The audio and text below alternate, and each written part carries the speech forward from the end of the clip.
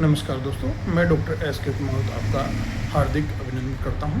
दोस्तों, आज अपना बात कर देंगे एलर्जिक राइनाइटिस यानी नाक की एलर्जी यानी नज़ला। इस नज़ले की समस्या का समाधान होम्योपैथी के द्वारा कैसे करें और कौन कौन सी दवाइयां हैं और ये क्यों होता है, ये सब इस वीडियो के माध्यम से अपन जानेंगे। दोस्तों, एलर्जिक राइनाइटिस जो है वो नाक की एक ऐसी समस्या है जो अमूमन हर कोई परेशान है। अब परेशान क्यों है, इसकी वजह क्या है, वो अपन जानते हैं। नाक की एलर्जी होने का कारण है एलर्जन, यानी जो एलर्जी करने वाले कारक हैं उनको एलर्जन बोलते हैं। अब ये एलर्जन कौन कौन से हैं? या तो वो डस्ट पार्टिकल हो सकता है, या पोलन ग्रेन हो सकता है, या स्मोक हो सकता है, या फिर सडन टेम्परेचर वेरिएशन हो सकता है। ये सारे कारण नाक की एलर्जी की हैं, जिसकी वजह से नाक की एलर्जी होती है, यानी एलर्जिक राइनाइटिस यानी नाक का नज़ला। अब ये एलर्जी होती क्यों है? ये जो एलर्जन बताए हैं मैंने, dust particle, pollen grain, sudden temperature variation, ये सारे एलर्जन क्या करते हैं, नाक के अंदर मौजूद म्यूकोजल लेयर पे इरिटेशन करते हैं। उस इरिटेशन के फलस्वरूप हिस्टामिन और कुछ अदर केमिकल कंपाउंड रिलीज होते हैं, जिसकी वजह से कुछ लक्षण आते हैं, जैसे तेज़ तेज़ छींके आना, नाक से पानी बहना, नाक में जलन रहना, नाक में खुजली आना और पोस्टीरियर नेजल ड्रॉपिंग।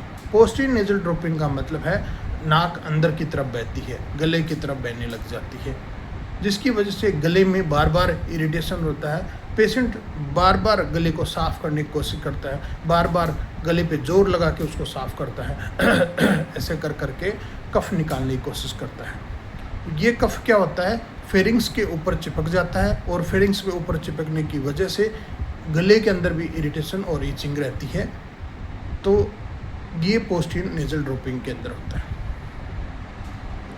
अब ये जो लक्षण आए हैं, ये लक्षण भी अलग अलग पेशेंट में अलग अलग आते हैं। जैसे किसी को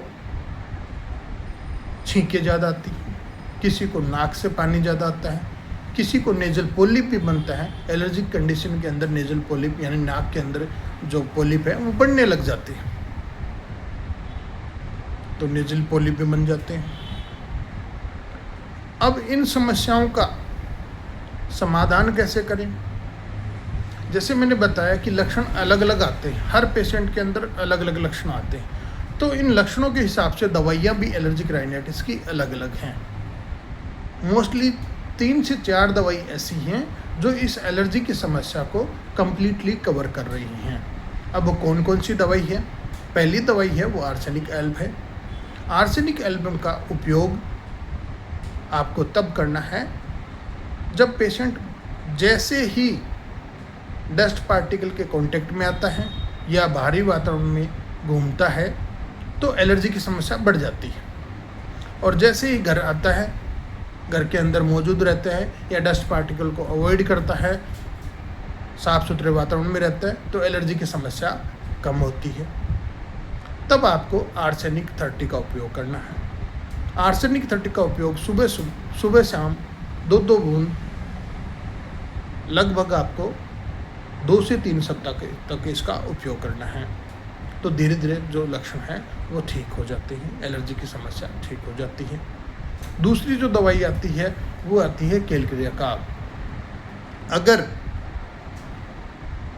मरीज को बार बार हर 5वें दिन 10वें दिन जुकाम लग रही है, नाक से डिस्चार्ज है वो गाढ़ा पानी आ रहा है, नाक बंद हो रही है बार बार, और साथ में घाव भी हो रहे हैं नाक के अंदर, तब आपको कैलक्रिया कार्ब 30 का उपयोग करना है। कैलक्रिया कार्ब 30 भी सुबह शाम 2-2 बूंद, ये भी आपको 20 से 21 दिन तक इसका उपयोग करना है। तीसरी दवाई जो आती है वो आती है एलियम सिपा।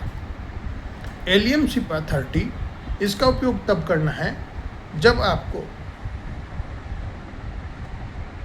रूम टेम्परेचर पे भी छींके बढ़ रही हैं, नाक से पानी आ रहा है, और जैसे ही आप खुले में जाते हैं यानी साफ़ सुथरे वातावरण, खुले में बाहर जाते हैं, घर से बाहर निकलते हैं, तो आपकी एलर्जिक समस्या है वो कम हो रही है, उसमें सुधार आ रहा है। ठीक है।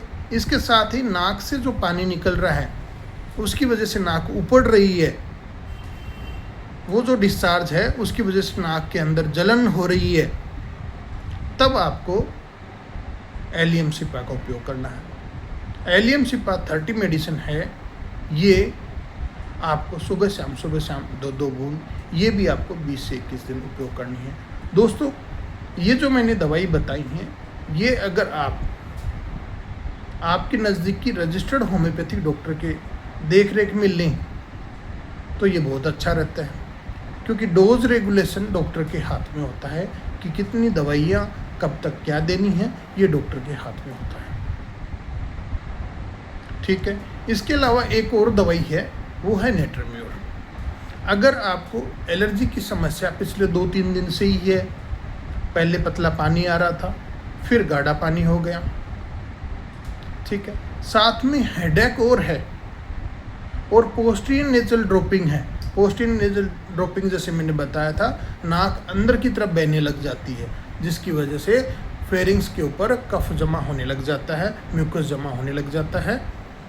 अगर ये समस्या है तब आपको नेट्रम्योर 30 का उपयोग करना है। नेट्रम्योर 30 का उपयोग आप 2 हफ्ते तक आप कीजिए, बिल्कुल आपकी जो एलर्जी की समस्या है उसमें आपको सुधार मिलेगा। ये 4 दवाइयाँ जो मैंने बताई, इन चारों दवाइयों का उपयोग लक्षणों के हिसाब से आप कीजिए, जैसे लक्षण जिस दवाई में मिल रहे हैं आपकी एलर्जी की समस्या समाधान हो जाएगा। इसके साथ ही कुछ ध्यान और रखना है आपको जैसे मैंने बताया, एलर्जन जो हैं यानी एलर्जी करने वाले कारक, वो डस्ट पार्टिकल हो सकता है, वो सडन टेम्परेचर वेरिएशन हो सकता है, जैसे अचानक से एसी से बाहर निकल के बाहर के वातावरण में चले गए, वापस एसी में आ गए, बाहर के वातावरण गर्म वातावरण से आप अंदर अचानक से एसी के अंदर बैठ गए, ये भी एक कारण हो सकता है। डस्ट पार्टिकल मैंने बताया, पोलन ग्रेन यानी परागकण जो होते हैं वो भी नाक की एलर्जी के कारण बनते हैं। तो इन सब को थोड़ा सा अवॉइड करना है, ताकि आपकी दवाइयों के साथ में जब आप इनको पोलन जो एलर्जन है इनको अवॉइड करेंगे तो आप जल्दी आप ठीक होएंगे। धन्यवाद दोस्तों।